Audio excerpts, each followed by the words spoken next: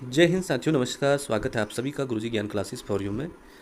तो साथियों, आप देख ही रहे होंगे कि लगातार हम आप लोगों के लिए कुछ ना कुछ लेके आते हैं और आजकल रिवीजन क्लासें चल रही है और आज का टॉपिक है व्यक्तित्व से संबंधित। हम यहाँ पे 50 एमसीक्यू क्वेश्चन देखेंगे जो कि आने वाली परीक्षा के लिए बहुत ज़्यादा इंपॉर्टेंट हो सकते हैं।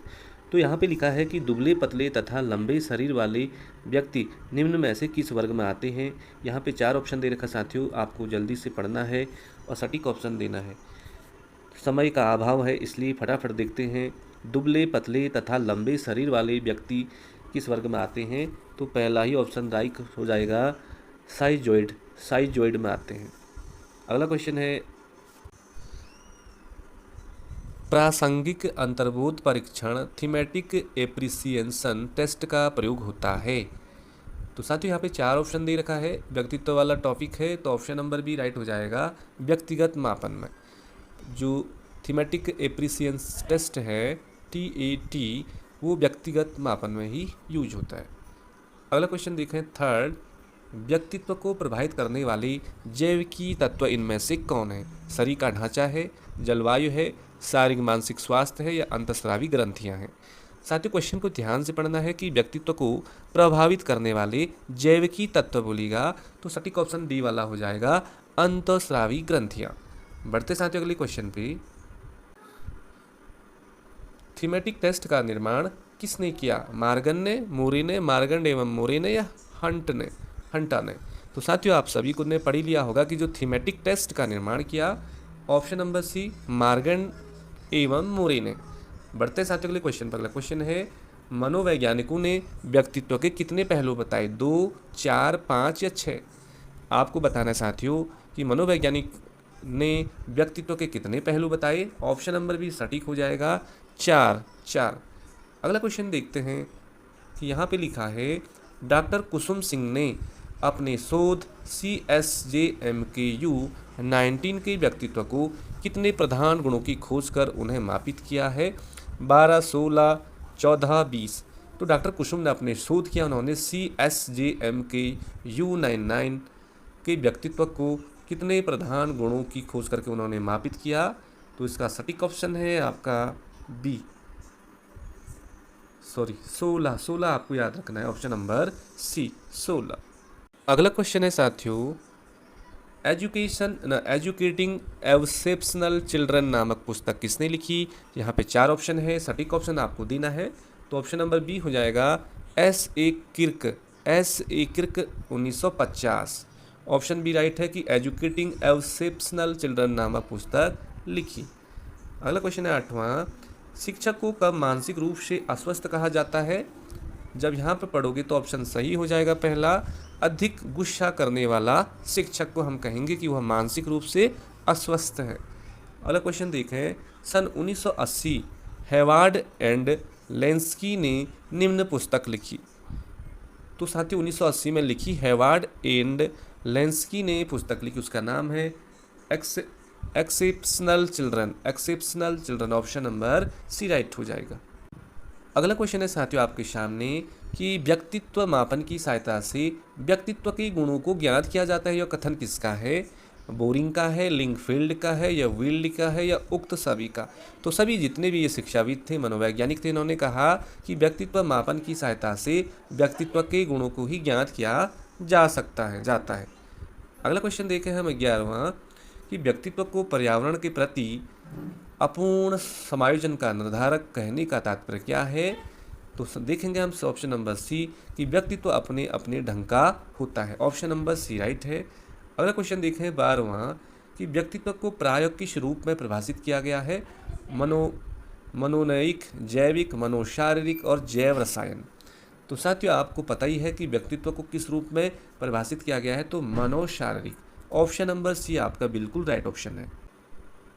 अगला क्वेश्चन आपकी स्क्रीन पे, व्यक्तित्व संबंधी किस उपागम में सीखने पर विशेष बल दिया जाता है। व्यवहारपरक उपागम में, शील गुण उपागम में, गत्यात्मक उपागम में या प्रकार उपागम में। आपको सटीक ऑप्शन देना है साथियों कि व्यक्तित्व संबंधी किस उपागम में सीखने पर विशेष बल दिया जाता है।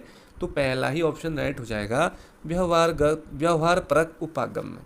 बढ़ते साथियों अगले क्वेश्चन में 14वां, व्यक्तित्व के स्वरूप के संबंध में कौन सा कथन सर्वाधिक उपयुक्त होता है? यदि आप इन चार ऑप्शन को देखोगे तो इसमें ऑप्शन नंबर सी सटीक बैठता है। व्यक्तित्व व्यक्ति के समग्र गुणों का समन्वय है। अगला क्वेश्चन है साथियों 15वां कि व्यक्तित्व के मूल्यांकन की सर्वश्रेष्ठ विधि कौन सी है? तो यहाँ पे 4 विधियाँ दे रखी है। जो मूल्यांकन की जो सबसे सर्वश्रेष्ठ विधि है व्यक्तित्व की, वो हो जाएगा आपका ऑप्शन नंबर 3 व्यक्तित्व परिसूचियाँ। व्यक्तित्व परिसूचियाँ आपको बिल्कुल याद रखना है। 16वां क्वेश्चन देखें हम कि जन सामान्य प्रायः व्यक्तित्व का त्रुटिपूर्ण अर्थ किस रूप में लाते हैं? जो जन सामान्य प्रायः जो व्यक्तित्व का त्रुटिपूर्ण अर्थ किस रूप में लाते हैं? तो 16वां का आप आंसर देखोगे तो बी हो जाएगा, बाह्य शारीरिक रचना एवं गठन के रूप में। बाह्य शारीरिक रचना और गठन के रूप में लोग सोचते हैं कि उसका व्यक्तित्व अच्छा है, जबकि ये चीज़ें गलत हैं। अगला क्वेश्चन है साथियों, यदि कोई व्यक्ति अधिकांश परिस्थितियों में संवेगात्मक अस्थिरता प्रदर्शित करता है तो मनोवैज्ञानिक रूप से उसमें संवेगात्मक अस्थिरता को क्या कहा जाता है? तो देखिए क्वेश्चन बहुत ज़्यादा इंपॉर्टेंट है एलटी के लिए क्वेश्चन। ऑप्शन बी शील गुण आपको याद रखना है। शील गुण कहा जाता है यदि व्यक्ति अधिकांश परिस्थितियों में संवेगात्मक अस्थिरता प्रदर्शित कर रहा है तो मनोवैज्ञानिक रूप से उसमें जो संवेगात्मक अस्थिरता है उसको कहा जाता है शील गुण कहा जाता है। अगला क्वेश्चन है साथियों 19वां आपके सामने कि व्यक्तित्व के विभिन्न घटक या शील गुण एक दूसरे को प्रभावित करते हैं। व्यक्तित्व के इस उपागम को किस नाम से जाना जाता है? ऑप्शन आपके सामने है तो सटीक ऑप्शन हो जाएगा बी गत्यात्मक उपागम। अगला क्वेश्चन है साथियों 20वां, व्यक्तित्व का शाही धब्बा परीक्षण किसकी देन है? शाही धब्बा आपको शाही से सही याद रखना है, Hermann Rorschach. Option number B बिल्कुल सटीक ऑप्शन हो जाएगा, शाही धब्बा परीक्षण दिया हरमन रोशा ने। अगला क्वेश्चन है साथियों, कुछ मनोवैज्ञानिकों के अनुसार व्यक्तित्व जिस रूप में व्यवहार करता है वहीं उसका क्या कहलाता है? तो वह व्यक्तित्व ही कहलाता है। 21 का ऑप्शन नंबर डी बिल्कुल राइट हो जाएगा। अगला क्वेश्चन है साथियों आपके सामने कि TAT नामक व्यक्तिगत व्यक्तित्व परीक्षण किसने बनवाया? TAT तो मार्गन मोरी ने बनाया। तो ऑप्शन में देखेंगे हम गिलबर्ट मरी ने।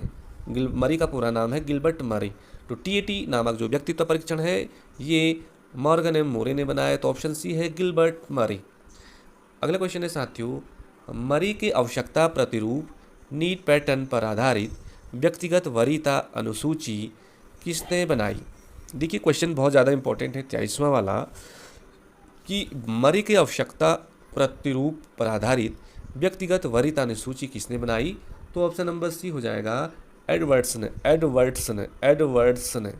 ऑप्शन नंबर सी राइट है। अगला क्वेश्चन है, निम्नांकित में से कौन सा कारक व्यक्तित्व का निर्धारक है? साथियों आपको बताना है कि कौन सा कारक व्यक्तित्व का निर्धारक है। देखिए तो यहाँ पे ऑप्शन नंबर आपका डी राइट हो जाएगा कि सांस्कृतिक भी है, सामाजिक भी है, जैविक भी। ऑप्शन नंबर डी बिल्कुल राइट। अगला क्वेश्चन है, मार्गरेट लोवेंफील्ड द्वारा निर्मित परीक्षण का नाम क्या है? साथियों यहाँ पे 4 परीक्षण दे रखे हैं, आपको बताना है कि मार्गरेट लोवेंफील्ड द्वारा निर्मित परीक्षण का नाम क्या है? तो मोजेक परीक्षण। ऑप्शन नंबर सी राइट हो जाएगा।